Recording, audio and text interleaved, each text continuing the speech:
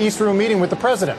New York Congressman Michael Grimm serves on the Financial Services Committee, and Oklahoma Congressman James Lankford from the Budget, Oversight, and Government Reform Committee. Welcome, gentlemen. Congressman Grimm, let me start with you. What was it like? Was this your first meeting at the White House in this context? Give us a little bit of the play-by-play. Yes, this was the first time that I had a substantive meeting at the White House. It was quite informal in the sense that the president spoke to us very informally, Speaker of the House and our leadership. So it was a very frank, I felt, very honest, open discussion.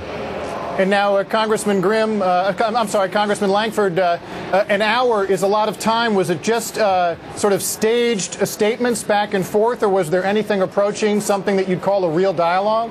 No, it was Q&A, but it's really with 240 some odd people there, you're obviously not going to have a large-scale dialogue. We were able to ask a few questions. He responded to those, not with a direct response. They were very general in his responses. But, yeah, we did have some dialogue back and forth.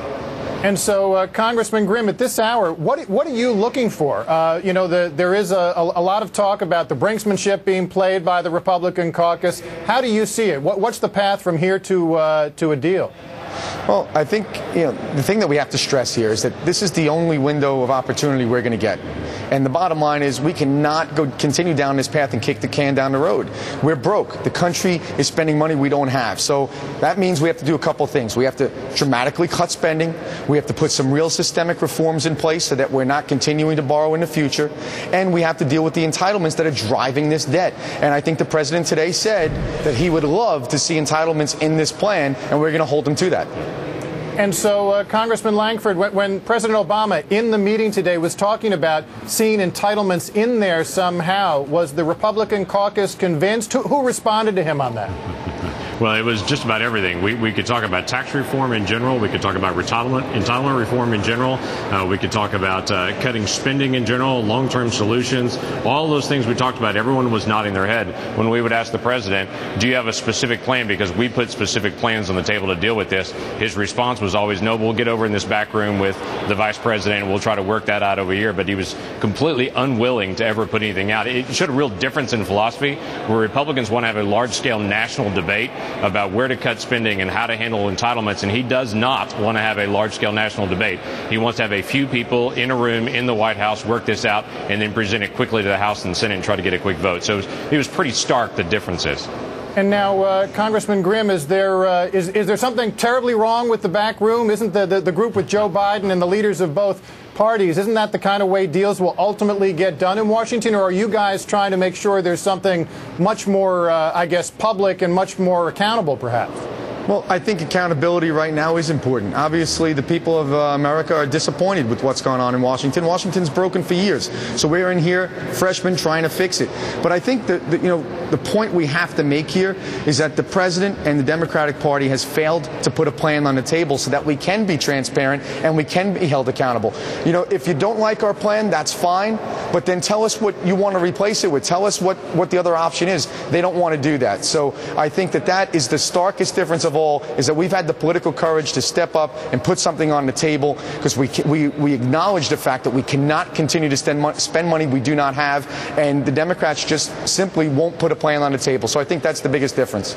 Now, Congressman Lankford, speaking of your plan, and you both voted for the Ryan budget plan, can you tell our audience how much debt that would add to the national debt in the next decade? How much debt it would add to do the Ryan plan? Yes, no, it does continue. Decade. No, if you're stating your question saying, will it end all debt right away? No, we have a mortgage that we're facing, and it's going to take us a long time to get out of this. So if your question is, can we get out of debt in a year, or can we even stop deficit spending a year? No.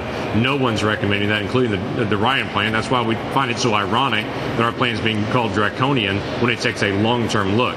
I saw someone on your network yesterday even mentioning the fact, how come no one is taking a long-term look at this and no one's really looking at the future? It's always reactionary at the very end. We're doing that right now with this Ryan plan, saying let's take a long-term look. Let's deal with entitlements that everyone recognizes are the problem in dealing with our debt. Let's try to resolve it and get a long-term picture on that.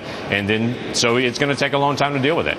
Well, but Congressman, we just got time for one last question. Congressman Grimm, just to share that number, the Ryan budget adds between $5 and $6 trillion to the national debt over the next 10 years. There are some skeptics who would say, given that you've voted for a plan that adds more debt than we've ever had during a 10-year period before in our history, why are you guys playing games with the idea of raising the debt limit when your own plan raises it by $5 to $6 trillion? No, we can play games with numbers all we want and those switch are the them real back and numbers, forth. Congressman. Here's a fact. For the last 3 years, we've had over $3 trillion in deficits. That's going to continue to go up unless we do something that changes the trajectory.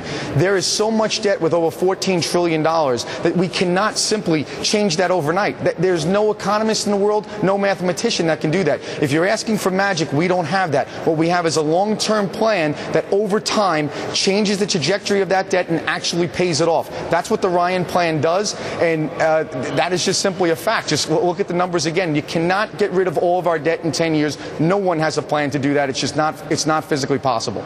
All right, a conversation that'll have to be continued another day. Thanks very much to Michael Grimm and to James Lankford, both congressmen involved in these debates. Thanks for taking the time today. You're very welcome.